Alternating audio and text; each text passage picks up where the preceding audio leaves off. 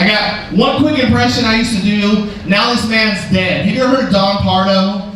He was the guy that did the introductions for Saturday Night Live. Saturday Night Live. You know what I'm talking about? He would introduce people. He would, musical guest. That's as far as I get. But I want to introduce your next comedian that way. But since I can't say his name without saying musical guest, let's pretend he's a musical guest. Everybody put your hands together for Mr. No. Everyone put your hands together for musical guest, Mr. Nate Bailey!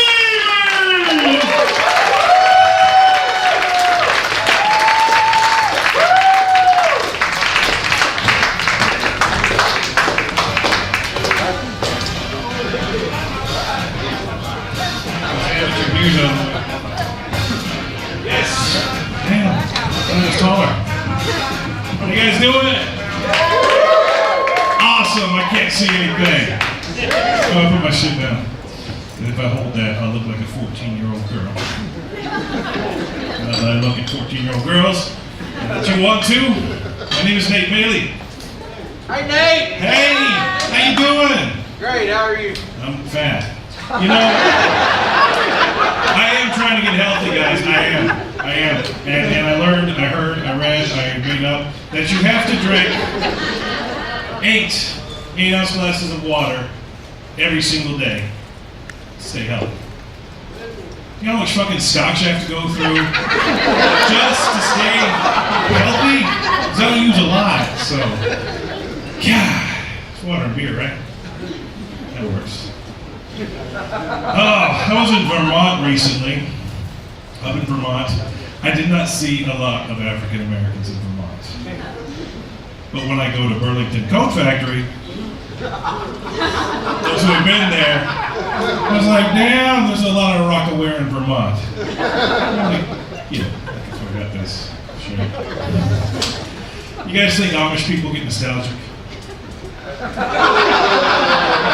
Back in my day, very much the same.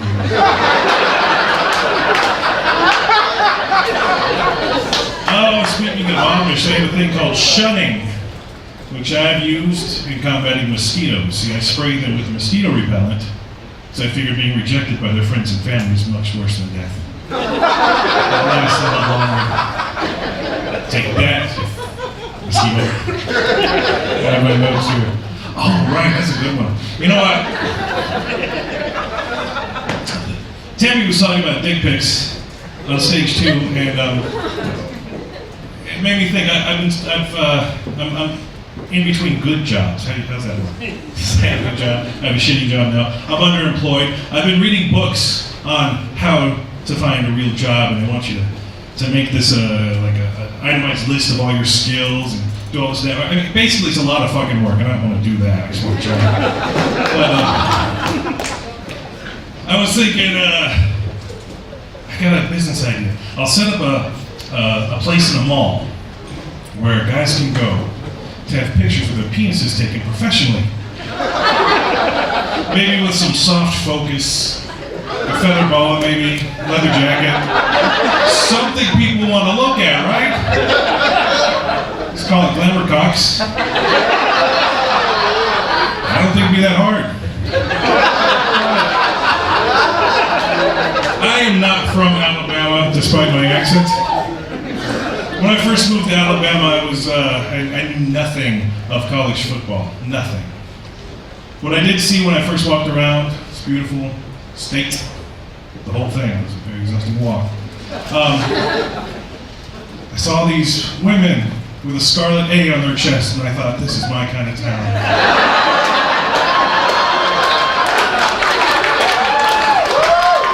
Literate and literal.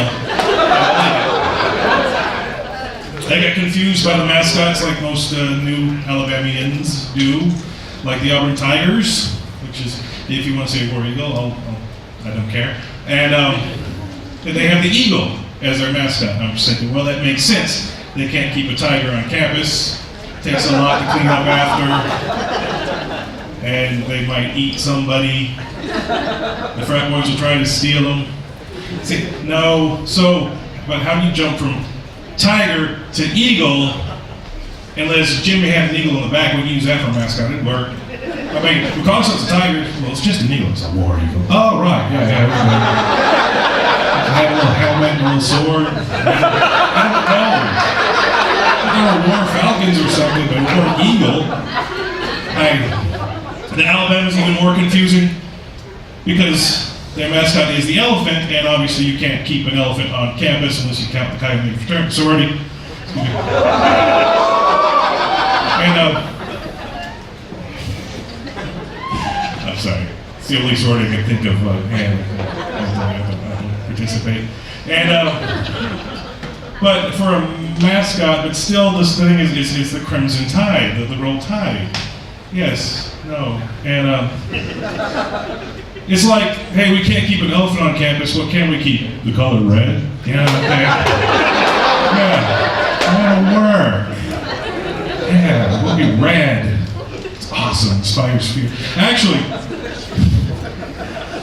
you know, to mix an elephant and a Crimson Tide, the only thing that comes to mind is the elephant's in heat. And so, horny female elephants go.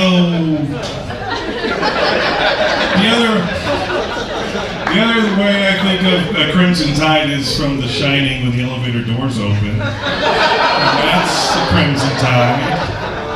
The Crimson Tide also could be an excuse for not going out. I can't have the Crimson Tide. Crimson Tide. Roll Tide. I can't do it. Not tonight, Roll Tide.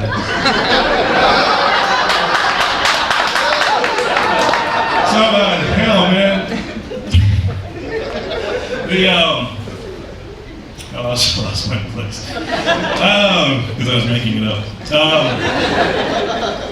The thing is, I think a wave of blood has a little bit of evil in it. You gotta think, you know. And so what I've done to incorporate just a touch of evil, which everybody needs in their life. If you want me to touch you later, just touch later. When someone says Roll Tide to me, instead of saying, what? Or, yeah, sure. I like to say, Hail Saban. I'm just trying to inject that and make it a thing, you know. Roll Tide, Hail Saban. Hail Saban. And that way, you know, we could get it to catch on, and at the games they could play like Merciful Fate songs, or maybe Venom's in league with Saban. That's it. Hail Saban. All right. Oh, in addition to football, it is coming up on election season. I'm not a political comic, so don't get worried. I will offend everybody if I can. What I noticed every political season, they put up the signs on the road, on the medians, in front of houses, have the name and the party affiliation, cartoon in the corner.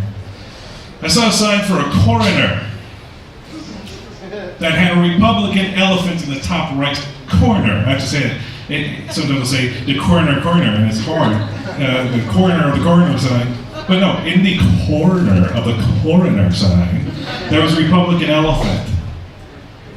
And the coroner race in Alabama is a partisan race. Which made me think, why?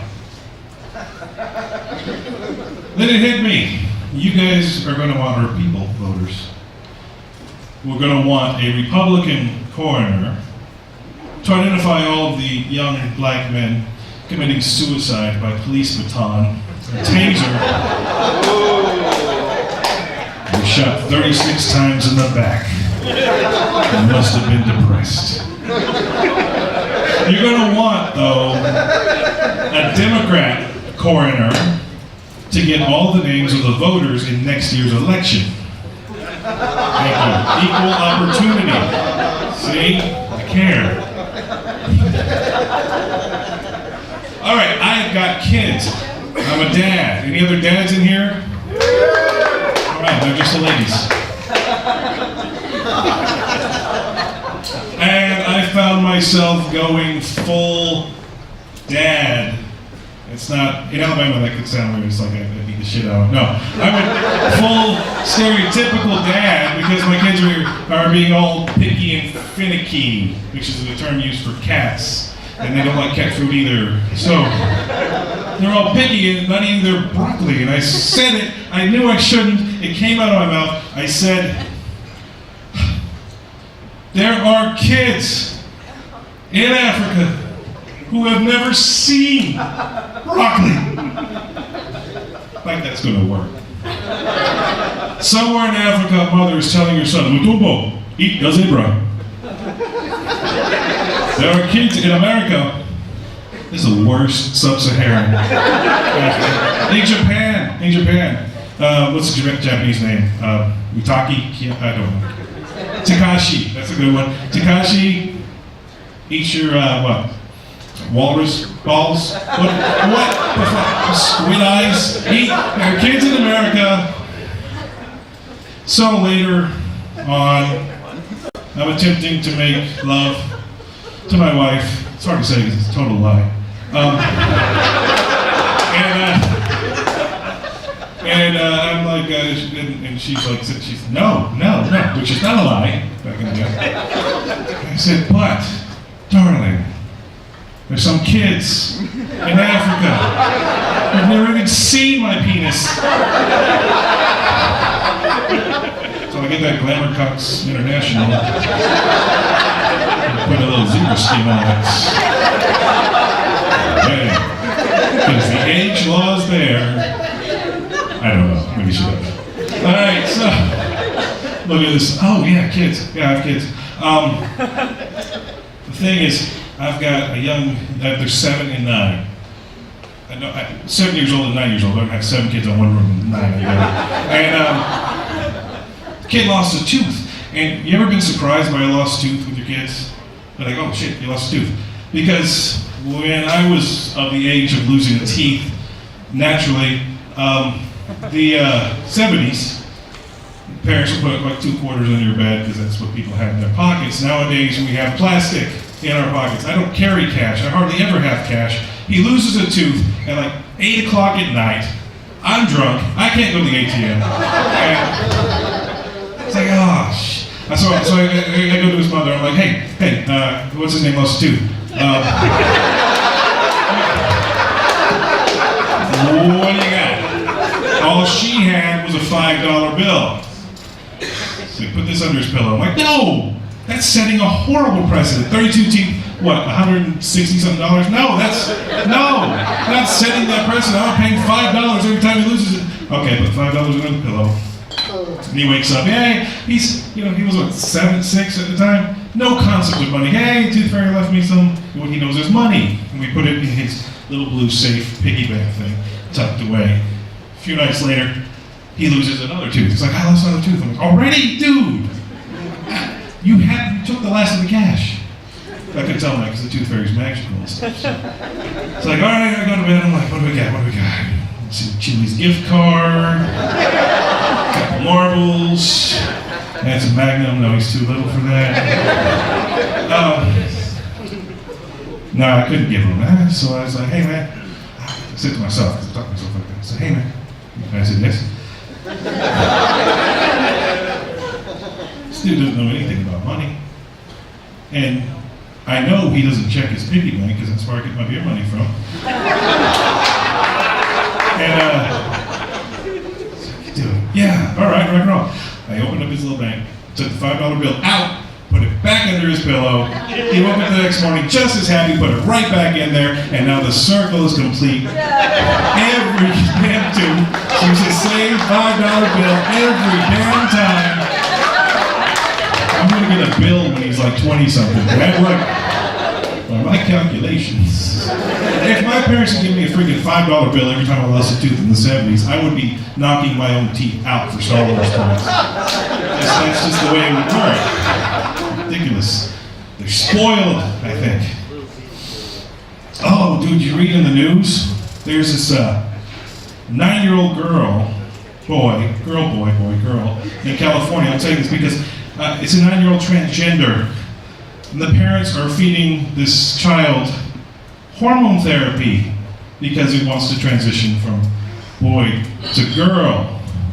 The thing that strikes me as weird with that, like I'm not transphobic, and I like trans fats, and I've seen Trans America, and I drive a Trans Am, but still, 9 really, because my kid thinks he's part cyborg. I don't really feel like getting some cybernetic implants just yet. I want to see if he's really invested in the cyborg idea. The thing is, when I was 5 years old, my brother says, I wanted to be a horse when I grew up. Apparently so. And as you can see, only part of that came true. Yeah, my wife says, yeah, a horse's ass. Oh, right, that's just wrong, people. Man. You know, I was having suicidal thoughts recently. No, I'm very happy. I'm good. No, it's like when you think about a heist, you know, all the ways that you're going to rob the bank, or like how I could probably go into Target and take a red polo into the changing room and then just walk the fuck out the store. You know, the stuff, the cycle. So like, if I were going to off myself, just as a mental exercise, what would I do? And I think the answer lies in what happened to Italian giallo film director Lucio Fulci. You guys know Fulci, he did Zombie, he did The Beyond, he did Cat in the Brain, he did Don't Torture a Duckling, and they're all really terrible, wonderful movies in Italian. Fulci was a diabetic. Fulci had enough of life. Fulci ate a cake. Because if I'm going to take myself out, I don't want to have to like make a big mess or have the horror of somebody seeing it. And I want to do it in my own house because I know they're going to have to remove a wall and get a forklift in there and drag my ass out.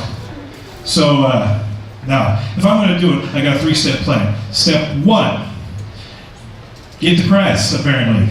I can do that by either not getting a divorce, calling my parents, I don't know. Hanging out with Guy Frizzell. Step 2, get diabetes. I think that's from unprotected sex with overweight hookers, or screwing Wilford Brimley, or hanging out with Guy Frizzell. Step 3, go to Bennigan's. Because Bennigan's has death by chocolate. Just tell them it's my birthday, have the song, everything just wonderful. Order Death by Chocolate, force them to change the name to, please don't eat this if you're diabetic by chocolate. And that's how I go out, let someone else haul me away. Speaking of haul me away, I'm done for tonight. Thank you, Brian Matthew. Thank you for coming out, and I will see you next time I'm here.